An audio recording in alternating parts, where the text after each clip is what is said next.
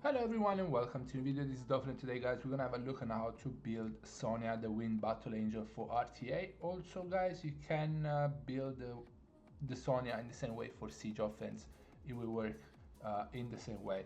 Uh, Additionally, I'm gonna mention a couple of ways to build the Sonia, and that's gonna depend on how you like her most. Just test her out in both. I would say there is three different builds, but yeah, try her out, see which one it works best for you. I just changed mine, and I'm liking this a bit more, so I'm gonna keep her like this for now. Um, Obviously, the different builds are gonna depend on your team, how you like to play, and also that's gonna require different setup. So bear that in mind, and then you can decide how to build that. We're gonna go through the stats real quick and the skills, of course, but then I'm gonna show you my build, and I'm gonna give you the options as well. Now, Sonia, in my opinion, is one of the better units in the game. People build anti-Sonia units so they don't get sniped, which means she's insanely strong. The base speed is insane. The skill and the passive are insane. The base attack is also really high. So I wouldn't be surprised if they nerf her a little bit in the next balance patch. I don't really expect it, but she is very strong. As we said, base speed 119, really high. Base defense is low, but she's an attack type, so it is what it is. Base HP is not bad though, and base attack is actually really pretty high, pretty high. Skill 1 is a 2 hits with the chance to slow the opponent for 2 turns, which is really good for her because she is gonna help herself as well with that and with the passive, right? Because of the passive. So 50% chance with skill ups to slow down the enemy.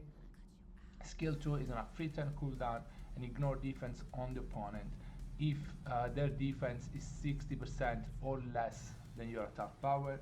This was buffed on not well kinda long ago, some time ago though. Anyway, it was 50%, now it's 60. It makes it even harder to, you know, to be anti-Sonia. The passive is what set her up well, is what makes her better than their sister, Destiny and Claire. They all three of them have the same skill too, but Sonia has a different passive and also different base speed, which helps a lot. But the passive, basically, the faster you add an enemy, the more chances of receiving a glancing hit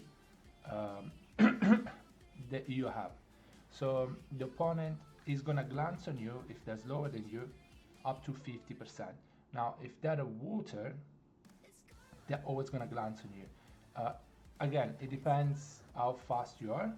So if you are a lot faster than a water unit, they're always gonna glance on you. And if they glance on you, you're gonna get 50% attack bar, and also you get no damage basically. You get no damage basically. And then obviously the faster you are than the opponent, the more damage you do onto them. So it's pretty important that Sonia is fast, and if you're faster than the opponent, of course, you get up to 100% extra damage. And that is the reason why Sonia can be built on crit rate slot 4 instead of crit damage, and she's gonna do way more than enough damage to kill the opponent. So you don't need crit damage on Sonia. I wanna get this out of the way. No crit damage is needed on Sonia. If you build her on crit damage, then you're gonna need 100 crit rate still. You're gonna need that to be fast. You're gonna need to have a high attack so you can actually ignore the opponent. No crit damage. Crit rate is plenty enough because of the passive.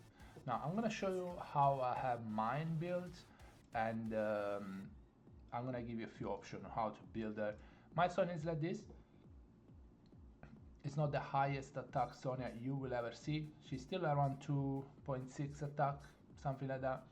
And I still have some grinds to get, but I've changed her from slot 2 attack to slot 2 speed, and I'm liking her more like this, because with the team I'm using, I also can speed contest with her. So if they have an Etna, I can snipe the Etna, if I outspeed of course. So Sonya is like this, swift blade, and then obviously focus on speed if you go speed slot 2, focus on speed first, then attack. Obviously you need 100 crit rate, but the slot 4 crit rate will help a lot. And that's all you need to focus on really, speed, crit rate, attack. Try to get as much attack as possible so you have higher chances of ignoring on the opponent, and flat attack stats are pretty important. Obviously the two artifacts are going to be attack main, and then crit damage as more is pretty good, crit damage skill 2 is pretty good, own turn is pretty good, first attack is pretty good, and crit damage is more. So these all of these subs actually influence the skill 2. Skill 2 crit damage, first attack, own turn, and crit damage is more. So I have like around 36 I think, so 26, 30, 37 crit damage and skill 2 from that, plus crit damage as more, so 9, and crit damage on turn, so 36 and 16. So I got over 50 crit damage from the artist, which means she's kinda on crit damage slot 4. She's not really, but yeah. One more thing you could do differently is you can go slot 2 attack if you have a good attack slot 2. I have a 22, which is not bad, but if you have around 28, they might be worth, because then you're gonna lose not too much attack, but you're gonna gain a lot. Sorry, you're not gonna lose too much speed, but you're gonna gain a lot of attack, and it's gonna be easier to ignore. Now, before I had her a bit slower, but decently slower. She was around 295, and she had plus 2.4k attack, so it was a lot of attack, and she was ignoring on most stuff. So you can go like that. Attack crit rate, attack, focus on the attack, and then speed. The base speed is gonna help make her decently fast still, and also, what was I saying? Oh yeah, the swift set is gonna stack more on the high base speed units. So you're still gonna be around 290, 295 probably if you have good slot 2, and you're gonna have a lot more attack, over 2k attack.